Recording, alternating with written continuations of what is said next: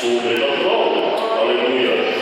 Meus queridos, às vezes eu vejo que mesmo diante desse milagre, que aconteceu lá na frente, ainda há pessoas que duvidam do poder de Deus. Ainda há crentes que duvidam e que muitas vezes ficam como Tomé, eu só vejo o seu ver. Meus amados, aqui está mais uma vez a prova do quanto o jejum e a oração faz toda a diferença na vida do crente, igreja. Meus